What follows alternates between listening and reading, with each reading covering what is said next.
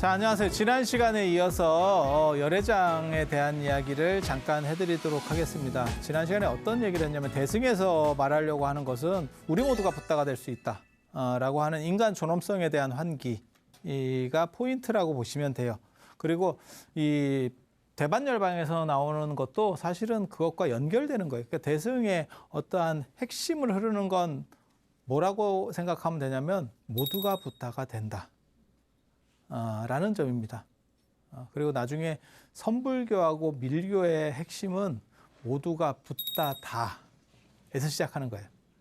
그러니까는 초기 불교하고 소승불교는 누구는 될 수 있고 누구는 못 돼라고 말하는 거고, 대승에서는 누구나 다 돼. 그리고 밀교하고 저 선불교에서는 이미 다 돼 있어. 너가 모를 뿐이야. 이렇게. 그래서 그게 달라지는 거예요. 그리고 점점 붓다에 대한 부분들이 다가온다는 걸 알 수 있죠. 우리 모두는, 그러니까 부처님은 행복한 사람이에요. 행복한 사람, 완전한 사람. 그래서 우리 모두는 행복하고 완전한 사람이야. 불교는 그걸 얘기하려고 하는 종교예요. 자, 지난 시간에 얘기했던 거를 한 번 더 살펴보면, 자, 한번 보세요. 대반열반경 37권짜리도 있고 40권짜리도 있고 뭐 이러는데, 이건 대승열반경이에요. 대반열반경은 대승열반경. 그래서 거기서 나오는 핵심 사상이 열애장 사상. 열애장은 붓다가 될 수 있는 가능성. 아기가 태 속에 있잖아요. 이 태. 그렇게 잉태돼 있다. 예, 여러분 어때요? 그 잉태된 애는 실제로 애는 아니지만, 사람은 아니지만, 그래도 그게 시간만 지나면 사람이 되는 거 아니에요? 맞아요? 안 될 수도 있어요? 뭐 시간이 지나면 된다라고 하는, 그게 열애장이에요. 그래서 부처님이 저 안에 이렇게 가능성으로 있어. 이게 적합한 비유는 아닌데 흔히 그런 비유를 많이 써요. 제가 보기에는 잘못된 비유인데, 뭐냐면 씨앗 속에는 나무가 들어있다. 씨앗 속에 나무가 들어있다. 그것은 100%는 아니에요. 하지만 그 가능성이 존재하는 것은 맞죠. 가능성 자체가 존재하지 않는다면 나무가 안 되겠죠. 물론 그 가능성이 현실은 아니에요. 현실은 아니에요. 그건 말 그대로 가능성이기 때문에 씨앗 중에는 안 되고 끝나는 씨앗들도 많이 있어요. 여러분이 수박을 먹어서 수박씨가 뭐 예를 들어서 50개가 나왔어요. 그 중에서 수박이 되는 씨앗은 몇 개나 되겠어요? 거의 없겠죠. 도시에서 먹는 수박은 뭐 그냥 초토하죠. 전멸. 하지만 거기에 가능성이 없느냐? 가능성은 있죠. 가능성은 있죠. 그래서 그 가능성을 말하는 게 열애장이에요. 그래서 우리 모두는 붓다가 될 가능성을 가지고 있어요. 그래서 이 가능성이 있기 때문에 미래에 아주 먼 시간이 흘러서 붓다가 될 거예요. 이렇게 말하는 게 열애장이에요. 이거 굉장히 재밌습니다. 이건 가능성에 대한 논리예요. 지금은 아니지만 결국은 돼요. 시간이 많이 지나면. 그런데 이거를 조금 더 세게 해석하는 사람들이 나와요. 세게 해석하는 사람들이. 그게 이제 불성으로 이걸 해석하는 사람들이 나오거든요. 이게 중국에서 이 성이라고 하는 것은 날 때부터의 마음. 이게 마음이라는 뜻이거든요. 날 때, 태어날 때부터 가지고 있는 마음. 본질이라는 뜻이에요. 그래서 저거는 변하지 않는다. 그러니까 이게 어떤 얘기냐면, 씨앗 속에 그 나무에 가능성이 있느냐, 그것이 현재 존재하느냐 얘기예요. 현재 존재한다라고 생각하면 불성, 가능성만 있다라고 하면 열애장. 뭔 차이인지 좀 알딸딸하죠. 이거 가지고 중국에서 나중에 팍 터지게 얘기가 나오기 시작합니다. 내가 현재 존재하고 있는데, 나는 불완전 존재인데 배꼽 뒤에 붓다가 돼. 이게 배꼽이 걸려. 배꼽은 안 걸립니다. 정확하게 말하면. 왜? 지난 시간에 얘기했었던 법화경 제바달따 품에 제바달따도 일곱이요. 제가 겸손한 거예요. 굉장히 겸손한 거예요. 겁 얘기 나중에 해드리면 또 재밌는 스토리가 있어요. 겁이 뭔지 겁도 안 나는 얘기들이 있어요. 그런데 이렇다고 가정을 하고, 붓다는 완전한 거잖아요. 완전체잖아요. 나는 지금 불완전이에요? 잘 모르겠죠. 근데 불완전이 완전이 될 수는 없어요. 불완전은 영원히 불완전일 수밖에 없어요. 그러니까 내가 나중에 배꼽 뒤에 붓다가 될 수 있다라는 얘기는 뭐냐면 나는 지금도 사실 내가 자각하지 못해서 그렇지 완전한 거예요. 그리고 그것은 내가 현재 가지고 있는 개념일 뿐이에요. 그렇게 구체화해서 실체시하면 불성이 돼요. 가능성에 초점을 맞추면 열애장이 되는 거예요. 분위기를 보니까 설명을 이거 가지고 한 1시간을 해야 될 것 같은데 나한테 그렇게 많은 시간이 없어요. 인도에서는 이 부분을 그렇게 설명해 줄 시간이 없어. 나중에 중국에 가면 저 성론이라고 하는 게 인성론, 인간의 본질은 뭐냐라고 하는 게 중국 철학 전체를 관통하는 최고의 핵심 키워드예요. 그래서 그 얘기를 더럽게 오래 할 거예요. 그래서 그때 들으시면 돼. 이거는 잠깐 맛배기로 이런 개념들의 차이가 있다. 하나는 실체적 개념이고 하나는 뭐랄까 가능성의 개념이다. 나는 부자가 될 수 있어요 하고 나는 부자가 될 수 있어요라는 하는 개념하고 진흙 속에 금이 들어있어요라고 하는 개념은 다르다니까. 그거는 이미 존재하는 개념이에요. 나는 가능성에 대한 개념이에요. 그래서 이 가능성은 미정이기 때문에 불확실성을 내포하는 거고 이게 진흙 속에 금이 들어있어요. 진흙 속에 금덩어리가 있고 진흙에 쌓여 있는 거예요. 이거는 진흙이 아무리 많아도 금은 금인 거예요. 금이 진흙으로 섞여가지는 않거든. 그래서 저런 걸 보고 실체적 개념이라고 그래요. 불변적인 거, 확실한 거. 이런 걸 성이라고 그러는데 이에 대해서 나중에 얘기를 할 거예요. 너무 어렵게 생각하지 마세요. 그냥 이 정도로 분위기를 보니까 이 정도로 끊고 가는 게 현명한 판단이에요. 어렵지 않아. 어렵지 않아. 그래서 이 부분에 대한 것도 뭐냐면 모든 인간은 다 붓다가 될 수 있다. 그 가능성을 가지고 있다. 그리고 그것을 현재적으로 이해할 거냐. 이 왔다 갔다 하는 논점들이 인도에 있었다라는 정도만 이해를 하세요. 그런데 문제는 이런 식으로 실체화되면 이게 예전에 얘기했었던 거에 아트만이 있어요. 아트만이 아라고 하는 실체거든요. 실체, 어떤 윤회의 실체. 이것과 혼동될 수 있다고 해서 이거는 인도 불교에서는 크게 비판받아요. 불성 이런 개념들은 굉장히 비판받아요. 그런데 이게 중국에 가서 대박을 터뜨리죠. 왜냐하면 중국은 저런 거에 대해서 환장한 사람들이거든. 그리고 중국 불교하고 인도 불교하고 가장 큰 차이점이 있어요. 인도 불교는 경전을 잘 안 봅니다. 논설을 주로 봅니다. 논설을 주로 봅니다. 그래서 나중에 인도 대승불교의 주류가 누구냐면 이 중간학파하고 유식학파예요. 그리고 얘네들은 논서 중심으로 봅니다. 중간 같은 경우에는 3개의 논서가 있죠. 중론, 백론, 12문론 이렇게 해갖고 3개의 논서가 있어요. 그리고 유식학파에도 육아사지론을 필두로 한 5대 논서라고 하는 게 있어요. 그러니까 걔네는 논문을 중심으로 봐요. 인도 사람들은 이게 머리가 어떻게 돼 있냐면 굉장히 이렇게 짜잘한 걸 따집니다. 그래서 논문 중심의 공부를 해요. 이 동아시아 사람들은 큰 거 대체를 잡으려고 해요. 자잘한 거는 그냥 그건 대동소이한 거요. 그래서 우리나라 사람의 가장 큰 특징 중에 하나가 종교가 많으면 무슨 일이 벌어지느냐? 다 좋은 일 하고 살라는 거요. 모든 종교를 폐일원하면 착하게 살라는 거다. 이렇게 자기가 정의를 해. 한 번만 더 생각해 보면 다 똑같은 종교면 다르게 있겠냐? 박 터지게 싸우고 있겠냐? 한 번만 생각해 봐. 다른 거니까 싸우겠지. 같았으면 대동단결했겠지. 그렇지 않아요. 다른 거예요. 그런데도 우리나라 사람들은 산에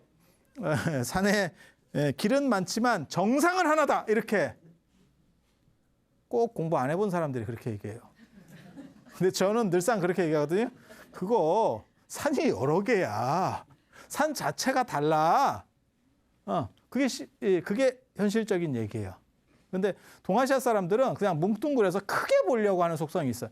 인도 사람들은 짜잘하게 보려고 이 좁쌀 영감들 이 쪼밀쪼밀하게 그게 내가 보기에는 술을 안 먹어서 그런 것 같아요. 인도는 더워서 술을 못 먹어요. 폭발할까 봐. 가뜩이나 더워 죽겠는데 술 먹으면 더 덥잖아. 그러니까 잔소리만 더럽게 늘어나가지고 그냥 꼼지락 거리고 있는 거고, 동아시아 사람들은 그냥 배포 크게 가는 거요. 그래서 동아시아 불교의 가장 큰 특징이 경전 중심이에요. 그러니까 화엄경, 법화경 이런 식으로 경전 중심이에요. 그리고 인도는 학파에서 논서 중심이에요. 그래서 이거는 성격이 사람들의 사고방식이 매우 다르다라는 거를 이해를 하셔야 돼요.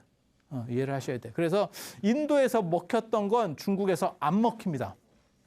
그러니까 중관과 유식이 중국 쪽에서 동아시아 쪽에서 잘 안 먹힙니다.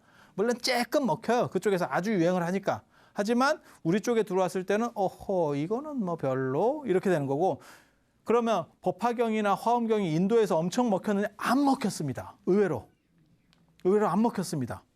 그런데 그게 중국에서는 대박이 나요. 굉장히 재밌지. 굉장히 재밌지. 그리고 나중에 저 열반경이라고 하는 걸 왜 자꾸 얘기를 하냐면, 열반경하고 반야경이 결합된 게 사상적으로는 그게 선불교예요. 그게 남종선. 남종선이라고 하는 게 거기서 나오는 거예요. 그러니까 육조 해능 스님, 뭐 조계종, 이게 이쪽 계열이에요. 이 열반경 중심 문화. 그건 중국 얘기할 때 또 할 겁니다. 그래서 이 정도로 각설하고, 계몽의 시대, 기원 전후 계몽의 시대를 거치고 나서 한 100여 년 정도가 흐르면, 이 100여 년이 굉장히 중요한 거예요. 어떤 문화 현상이 100년 정도 지나면 또 다른 반전을 일으키거든요. 우리도 마찬가지예요. 불교가 들어와서 정착된 뒤에, 한국에 불교가 들어와서 정착된 뒤에 한 100여 년 정도가 딱 흘렀을 때, 그러니까 초기 말고 한 100년 정도 흘러서 어느 정도 딱 안정됐을 때 누가 튀어나오냐면 원효의상이 나오는 겁니다. 물론 372년에 불교가 고구려에서 들어왔어. 그 들어온 거 말고 어느 정도 깔린 뒤에 한 100여 년 정도 지나면 원효의상 같은 사람이 한 단계로 해서 튀어나오는 거예요. 딱 질적으로 이제 우월한 사람이 나오는 거죠. 유교도 마찬가지예요. 성리학이 우리나라에 들어와서 한 100여 년 정도 이렇게 들어오는 도입기 말고 안정기에서 한 100여 년 정도 흐르고 나서 퇴계율곡이 나오는 거예요. 그렇게. 그래서 양적인 것들이 어느 정도 갖춰지면 질적인 걸로 넘어가는 단계가 나오는 거예요. 그래서 대승불교가 계몽의 시대를 거친 뒤에 대승불교가 쫙 이렇게 경전들이 만들어지고, 언제 만들어졌어요? 그 100년 전이, 제가 지난 시간이 100년 전이요. 그때 경전들이 막 만들어지고 뭐가 됐잖아. 그때 드디어 한 100여 년 정도 흐르고 나서 AD 한 200년 정도 됐을 때 이런 일이 벌어져요. 사일론사라고, 4개의 태양이라고 하는. 얼마나 머리가 좋으면 당시에 막 4개의 태양이 떴다는 거예요. 논사라고 하는 건 이제 머리 좋고 이제 논변 말 잘하고 이런 사람들. 그래서 동쪽에는 마명이고 아수바고샤. 아수바고샤. 그 저번에 얘기했었잖아요. 부타차리타. 저번이 전생이지. 아수바고샤. 마명 음유시인, 부처님의 전기 뭐 이런 거 했었던 사람. 그 다음에 서쪽의 용수 나가르주나, 중간파의 시조예요. 중간파의 시조. 나가르주나. 그 다음에 이 나가르주나의 제자가 제바, 가나제바라고 눈깔 하나인 사람이 있거든요. 아리아데바라고 성제바, 성스러운 제바 이렇게 얘기할 때도 있고, 외눈박이 제바. 저 사람 눈이 하나밖에 없었던 것 같아요. 뭐 다쳤는가 어쩌는가 뭐 모르겠어요. 저 사람 스리랑카 사람입니다. 그리고 북쪽의 동수, 일출론사라고 불린다는 거예요. 경량부라고 하는 부파불교 중에서, 소승불교 중에서 경량부라고 아주 유력한 부파가 있는데, 그 부파의 천재예요. 그래서 900권의 책을 짓고 막 해갖고 일출, 태양이 떠오른 것 같아요. 나도 저런 것 좀 했으면 좋겠다. 얼마나 사람이 머리가 좋으면 저런 평가를 듣겠어. 너무너무 멋있지 않아요?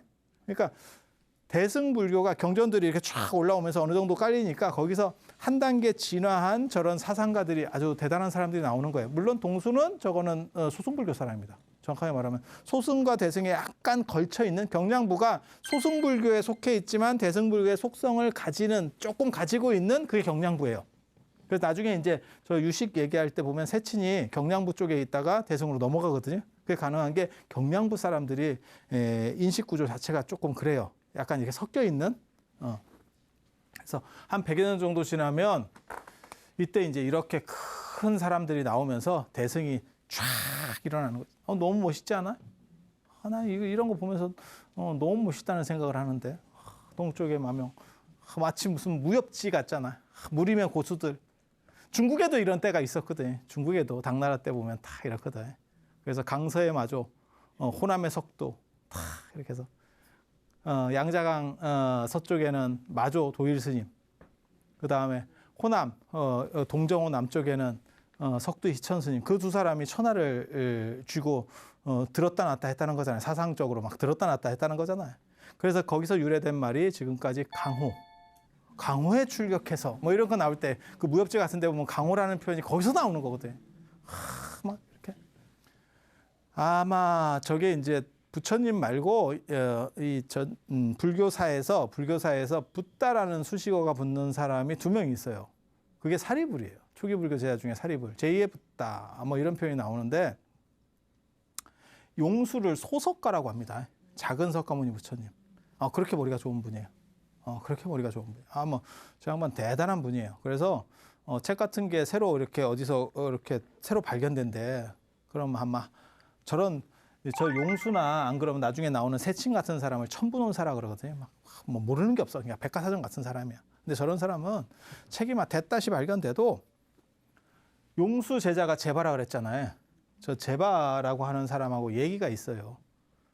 책이 너무너무 대단한 책이 새로 발견됐는데 용수는 한 번 보고 스캔 뜨고 이해까지. 짜증나지.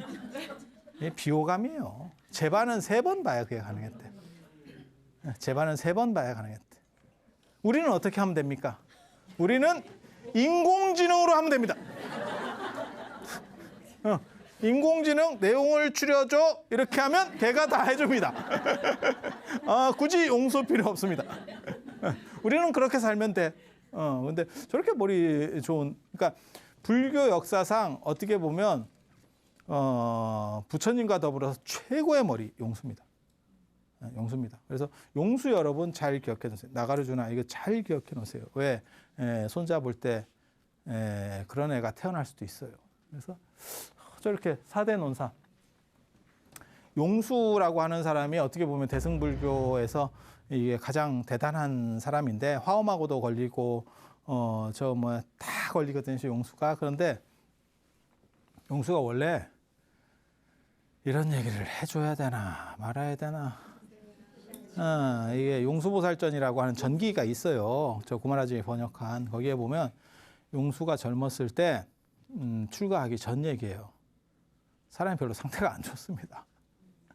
머리는 좋은데 이 사람이 이런 건 좀 방송용이 아닐 수도 있는데 강간범 출신이에요. 어디에 가장 이쁜 여자가 많이 있을까요? 그냥 옛날에 여러분이 옛날에 살았다고 생각하고 어디에 가장 이쁜 여자가 많이 모여 있을까요? 그죠. 그래서 이 사람이 은신술을 배웁니다. 투명 인간. 해리포터야. 투명 망토를 쓰고 들어가서 거기는 이제 여자들밖에 없는 거야. 모든 왕궁은 다 이렇게 여자들의 특별 구역이 있습니다. 왜냐하면 그게 조금만 잘못하면 요즘은 유전자 검사를 하면 되지만 옛날에는 검사할 수도 없고 그러면 왕의 혈통이 바뀌어버리는 거잖아. 그래서 용수가 왕궁으로. 여러분 생각하는 걸 용수 같은 머리 좋은 사람이 왜 생각을 못 하겠어. 그리고 왕궁에서 이렇게 왔다 갔다 하니까 이게 굉장히 재밌는 일이 벌어지더래. 왕이 손을 댄 적이 없는데 1+1으로 바뀌어 사람들이.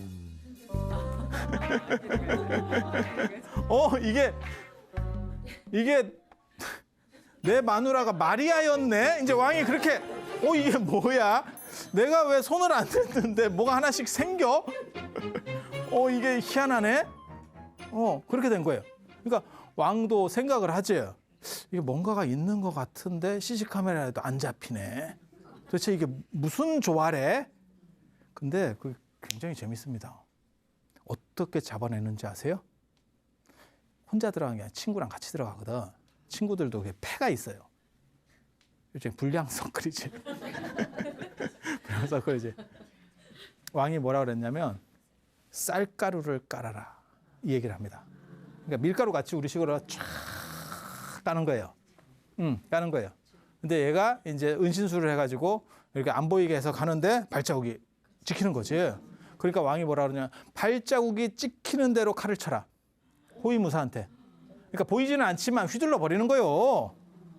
이해가 되죠? 그래서 친구가 죽는데 이 용수는 어떻게 이게 이제 순간적 기지라 이런 거는 사람 머리하고 또 틀려요. 머리 좋은 거하고 또 틀려. 어디로 했냐면 왕의 의자 밑으로 들어간 거예요. 근데 무사들이 딱 상황을 보니까 이게 이 발자국 루트로 봤을 때 저 의자 밑으로 갔는데 왕이 있으니까 칼을 휘두를 수가 없는 거야. 왕 쪽으로 칼을 휘두르면 내가 갈 것 같아요. 이게 이제 문제가 되는 거예요. 그래서 그쪽은 패스를 시켰다는 거예요. 그래서 용수가 그때 친구들을 다 잃고 무슨 생각을 했냐면 이게 인간의 삶이 아닌 것 같다. 이게 인도의 어떤 특징 중에 하나예요. 앞에 뭘 했다가 아니고 출가하면 그걸 또 세탁을 해줘요. 우리는 연결시키는 부분들이 있거든. 그래서 용수가 출가를 해가지고 나중에 굉장히 수행을 열심히 해서 결국은 천부논사까지 올라가는 거예요. 참 대단하죠. 그러니까 어떻게 보면 밑바닥에서 인생 역전을 하는 거죠. 참 재밌는 일이에요. 이 가나 제바라고 하는 사람도 재밌습니다. 저 아까 스리랑카 사람이라고 했었던 그 외눈박이 도관 궁예야? 그냥 관심법으로. 근데 저렇게 머리 좋은 사람이 이제 문제가 걸리는 경우들이 늘상 있어요. 그게 뭐냐면 논쟁이 붙었을 때 너무 잔인하게 이기면 문제가 돼요. 너무 잔인하게 이기면. 그러니까 상대를 내가 이길 수 있어. 이겨도 덕으로 이겨야지. 그러니까는 완전히 이렇게 너무 밟아놓으면 졌는데도 앙심을 품는다니까. 목건년도 옛날에 그런 식으로 해서 죽은 거예요. 부처님 제자 중에 목건년도 그렇게 죽었다고. 그런데 이 제바도 앙심을 품었는가 봐. 그래서 나중에 자객이 들어옵니다. 자객이 들어와요. 그렇게 해서 이제 쑤셔요. 영화 친구지. 쑤시니까 제바가 마지막 죽으면서 했다는 그게 굉장히 재밌어요. 여기 내 제자들이 있으니까 그 길로 나가지 말고 저 길로 나가라. 이게 성격까지는 그렇게 독한 사람이 아니었던 거야. 말이 좀 독했던 거지. 친데레였는데 몰랐던 거지. 친데레였는데 상대는 몰랐던 거야. 나 친데레였다고 이러면서 죽고. 뭐 이런 스토리들이 있어요. 그래서 이게 중간학파거든요. 중간학파. 그래서 저런 분들이 이제 시작을 해서 4세기쯤에 형성이 돼서 6세기쯤에 이게 확립이 돼요. 남인도를 중심으로. 남인도의 공사상이 발전을 하는 거예요. 공사상이라고 하는 건 뭐냐면 모든 것은 실체가 없다. 전에 잠깐 말씀을 드렸는데 마치 이 세상은 꿈과 같이 더운 지역에서 흔히 그런 게 많이 나타납니다. 그런 생각들은 더운 지역에서 왜 안 움직이고 더우니까 안 움직이고 이렇게 해서 머리만 굴리고 있기 때문에 이 세상은 마치 매트릭스 같이 실체가 없는 거야. 하지만 실체가 없으니까 의미가 없느냐? 그것은 아니에요. 꿈이라도 의미가 있죠. 좋은 꿈이 있고 나쁜 꿈이 있죠. 단지 그 본질에서는 좋은 꿈과 나쁜 꿈의 차이는 본질적으로는 존재하지 않아. 뭐 이런 식이라고 보시면 돼요. 그래서 나중에 용수세친 끝나고 나서 이제 학파가 커지니까 학파가 쪼개져요. 그래서 불어라고 하는 부타팔리타라고 하는 사람이고 청비원 바바비베카 규르논증파라고 하는 건 뭐냐면 귀납법적으로 논증을 한다는 거예요. 무엇이 아니다 이런 식으로 해서 접근해서 가는 거고 자립논증이라고 하는 건 연역적 논리 비슷하다고 보시면 돼요. 그러니까 과학도 마찬가지죠. 과학은 대부분 다 귀납법을 근거로 하고 근데 철학이나 이런 데서는 연역 논리도 어느 정도는 가능하거든요. 그래서 뭐 그런 거죠. 모든 인간이 죽냐? 에 대해서 생각해 볼 수 있는 거죠. 귀납법으로는 답이 안 나오죠. 왜? 이 사람이 죽었다, 이 사람이 죽었다, 이 사람이 죽었다. 개별적으로는 다 검토할 수 있죠. 유사이래로 모든 인간을 검토할 수 있냐? 어떤 놈이 해봤을 거야. 그중에 안 죽은 놈이 있을 수도 있는 거 아니야? 유사이래로 예를 들어서 100억의 인류가 살았어. 지금까지 유사이래로. 안 죽은 놈 있을 수도 있는 거 아니야? 그런 사람이 어디 있어? 나오라 그래. 안 나왔을 수도 있잖아. 그렇게 하면 돼. 이게 귀납법에는 그러다 보면 전부 검증을 해야 된다라고 하는 문제점이 있는 거예요. 그거를 검증할 수가 없어요. 그래서 그거는 프로테이지로 올라가는 거지. 예를 들어서 뭐 100명 표본 중에서 100사람이 다 죽었어. 그러면 뭐 100% 이렇게 할 수는 있지만 그건 표본인 거고. 그러니까 예를 들어서 뭐 99.99는 가능해도 100은 불가능한 거지.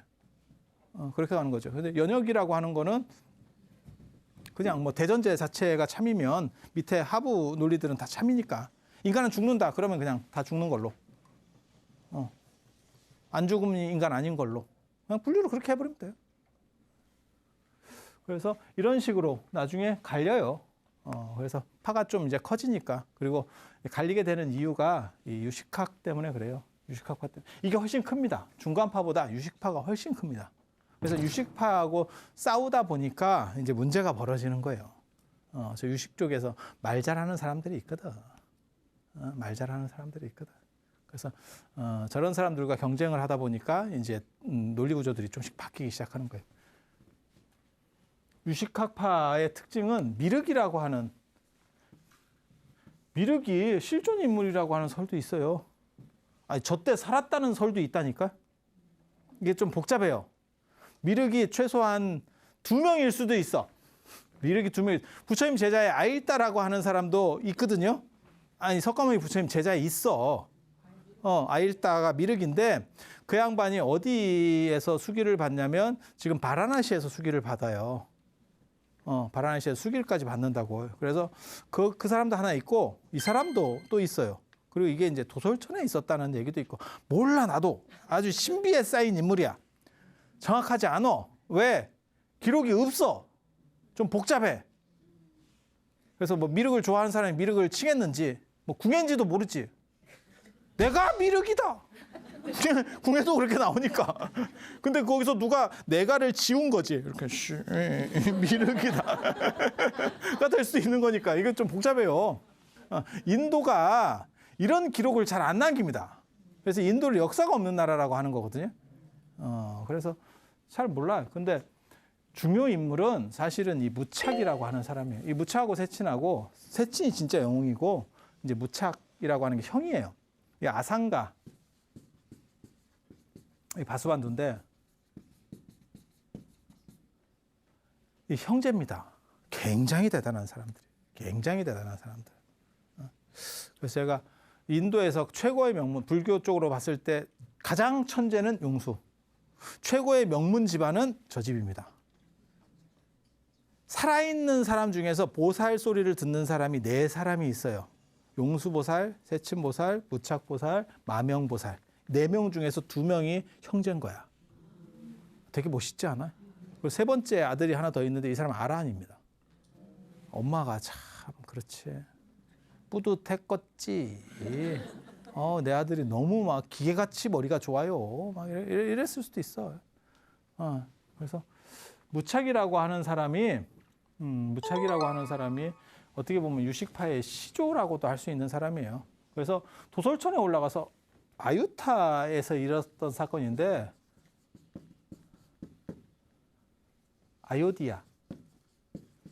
아요디아에서 있었던 사건인데 이 무착이라고 하는 사람이 이 미륵에게 하늘에 올라가서 도솔천에 올라가서 가르침을 배우고 내려온대요. 그런 설이 있어요. 그러니까 누가 뭐라 그러냐면 구라지 이렇게 얘기하는 거야. 너 구라치는 거 아니야? 냄새가 나는데 야 씨 뭐 좀 그런 거 아니야? 구라지. 이래서 2종류의 검증이 들어갑니다. 2가지의 검증이 들어갑니다. 아라한이었던 사람이 내가 진짜 그런가 한번 가볼게. 이렇게 갔어요. 갔을 때 사건이 기록이 돼 있어. 되게 재밌어요. 미륵에게 예의를 표하지 않았대. 왜? 나는 스님이고 미륵은 도솔천에 있을 때는 제가인입니다. 그러니까 제가인에게 스님이 인사하는 것은 맞지 않기 때문에 딱 이랬다는 거예요. 되게 재밌어. 또 한 가지는 무착을 계속 씹어요. 사람들이. 너 구라지. 그러니까 나 가서 들었다니까? 이러니까 그러면 내려오라 해봐. 그럼 믿어줄게. 입 딱 치고 내려와. 그럼 믿어줄게. 우리도 그거 할 수 있잖아요. 기독교에 뭐 신이 있느냐, 이슬람에 신이 있느냐. 다 필요 없고 내려오라 해. 죽은 뒤에 천국 필요 없고 내려오라 해. 그럼 믿어줄게. 이랬다는 거예요. 저 얘기를 씹으니까 미륵이 내려와요. 아유디아가 두 가지 중요하거든요. 저게 미륵이 내려왔다는데 불교적으로. 그리고 허왕옥 전설의 아유타에 어떻게 보면 그 지역을 저 아유디아로 봐요. 그래서 저게 이제 연결되기 때문에 저기를 꼭 가보고 싶었는데 팍복한 고로 인도 사람들이 데모를 해서 길을 막아서 못 갔어요. 나 오지 말래. 그게 아니고 저 아유디아가 또 한 가지의 성지예요. 힌두교에 이 마하바라타라고 하는 굉장히 긴 서사시입니다. 라마야나. 이 마하바라타 책의 주인공이 크리슈나. 그리고 이 중에서 지난 시간에 얘기한 때 우리가 그 반야경을 다 할 수가 없으니까 한 권만 뽑았다 그랬잖아요. 그 577권째 금강경이다. 여기서도 한 권만 딱 뽑은 게 바가바드기타예요. 이거 반응이 너무 쎄한데 이거 굉장히 유명한 책인데 아무도 모르네. 제가 고등학교 때 저 책을 읽고 있었더니 제 친구가 뭐라고 그랬냐면 너 요즘 기타 배우냐? 라고 해서 그 책 바가바드 기타. 그리고 이 라마야나의 주인공이 라마예요. 이 라마, 이 크리슈나라고 하는 신의 화신이에요. 화신. 예. 아니 비슈누 신의 화신. 비슈누 신의 화신이에요. 이렇게 그냥 얘네 신화예요. 얘네 신화 구조. 근데 이 라마가 결국 스리랑카에 가서 이제 트로이 전쟁 같은 게 일어나거든요. 저 라마야나가 트로이 전쟁이라고 생각하시면 돼요. 그래서 스리랑카에 있는 왕이 라바나라고 하는 어떤 악마가 저 라마의 마누라인 시타를 이렇게 데리고 가요. 그래서 그거를 이제 원숭이 부대를 이끌고 막 가갖고 거기까지 가서 공격을 해서 결국은 뺏어온다.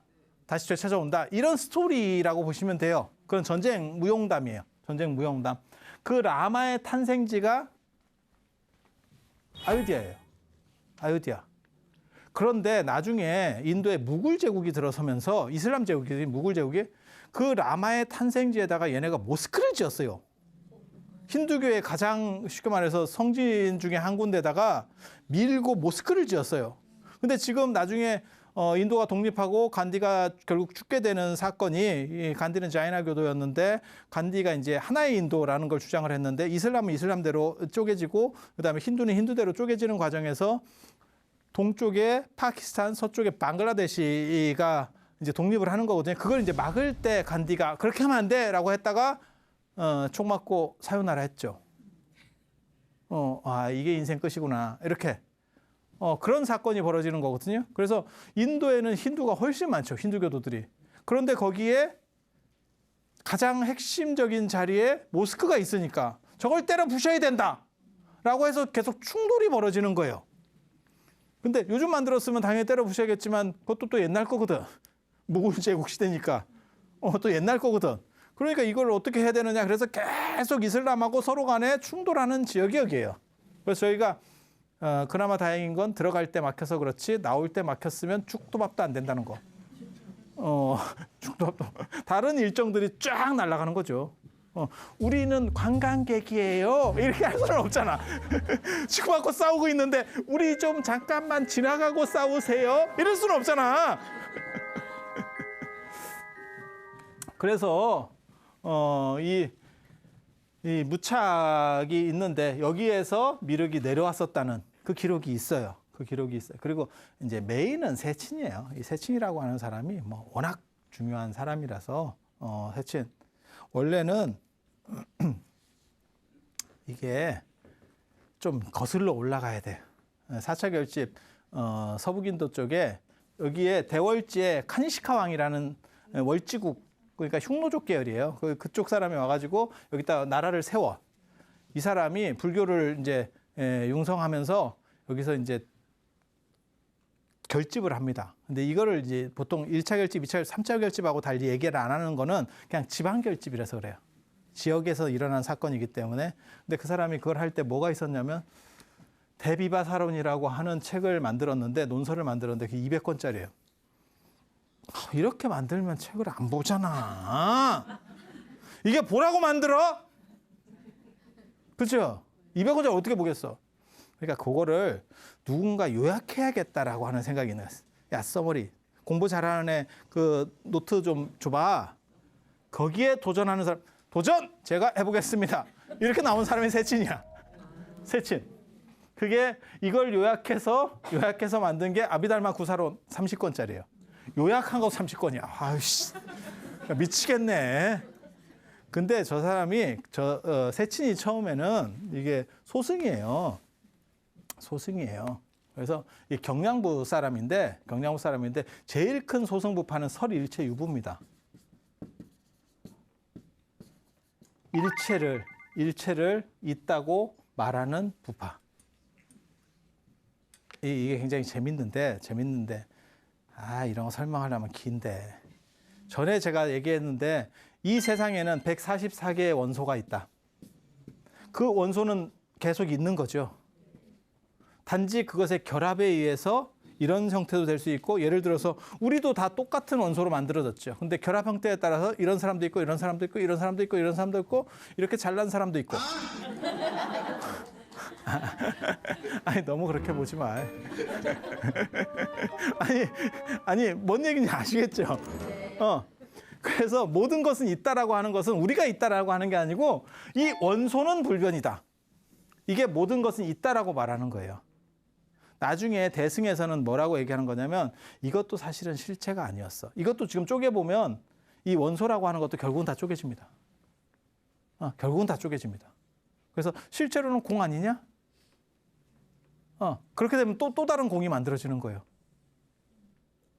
그러면 다 공인데 저게 다 쪼개지면 결국은 공간밖에 안 남아요. 나중에 다 쪼개지면 원자, 전자까지 다 쪼개지면 결국은 다 공간이거든. 그 원자, 전자 사이에도 공간이 엄청나게 크거든요. 걔네끼리는 우리가 볼 때는 별게 아니어도. 그러면 똑같은 공인데 왜 이런 식으로 만들어지냐? 차이는 뭐냐? 그게 진공묘유거든. 공이지만 묘한 실체적인 어떠한 형태에 실존한다라고 하는 재밌는 개념이에요. 그래서 설일치유부가 있는데 이 부파 말고도 경량부라고 하는 게 있어요. 경량부는 이 설일체유부하고 대승하고 약간 사이에 있어. 그래서 얘는 이거를 인식론적으로 봐요. 그러니까 실체다라고 보는 게 아니고 얘네는 요소는 100% 있는 거야 라고 본다면 얘네는 꼭 그런 것 같진 않은데 그건 생각하고 관련된 게 아닐까? 이렇게 약간 중간적인 입장을 취해. 이쪽은 그것도 공이야 이렇게 보는 거야. 이쪽은 요소는 있어. 이쪽은 요소도 없어. 이쪽은 그 중간자 쪽으로 왔다 갔다 이렇게 하는. 세상에 두 가지 흐름이 있으니까 거기서 맞춰서 가는 거예요. 그래서 아까도 얘기했지만 저 동수라고 하는 사람도 경량부 출신이거든. 그래서 이 캐슈미르 지역에 설일체유부가 이 서북인도 쪽에 이렇게 세력이 있는데, 그러니까 소승불교 중에서 대표적인 게 저 설일체유부예요. 여기에 세친이 잠입을 해요. 저걸 공부하려고. 경량부 쪽 사람인데 잠입해서 공부를 해. 그렇게 해서 저 구사론을 이렇게 썼는데 사람들이 저 대비바사론은 설일체유부 쪽 이야기거든요. 그쪽과 관련된 이야기거든요. 그런데 그걸 경량부 쪽으로 쓰는 과정에서 약간씩 틀어놓은 거야. 근데 사람들이, 머리 나쁜 사람들은 보고도 몰라. 그 조금 차이니까 보고도 몰라.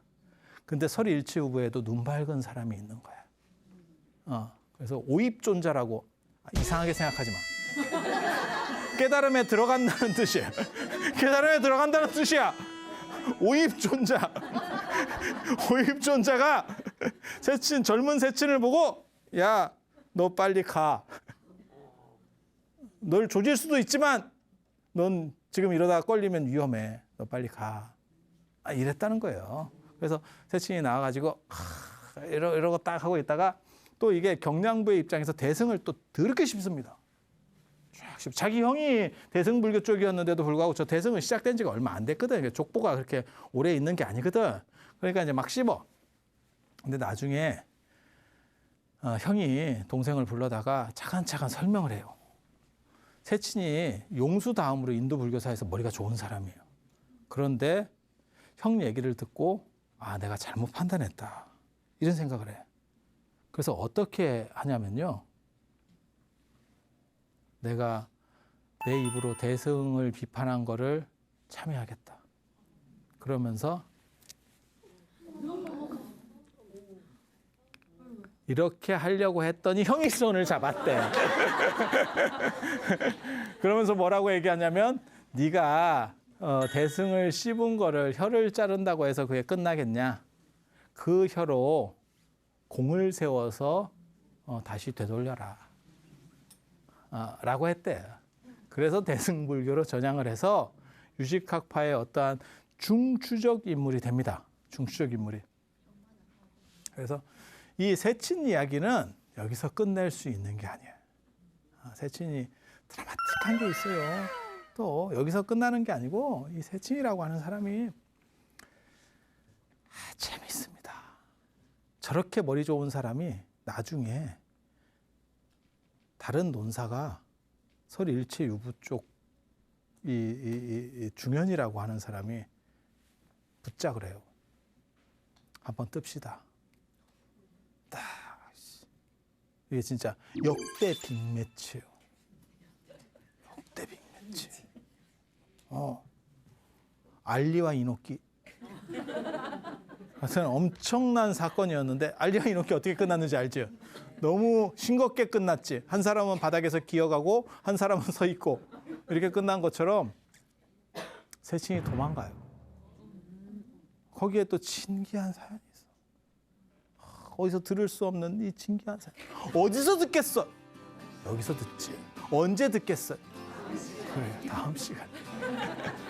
그래서 다음 시간에 세친 이야기를 마저 해드리고 유식 얘기를 해드릴 거예요. 유식 얘기에 관련해서 요가학파 얘기를 계속 이어서 해드리도록 하겠습니다. 자, 고생하셨습니다.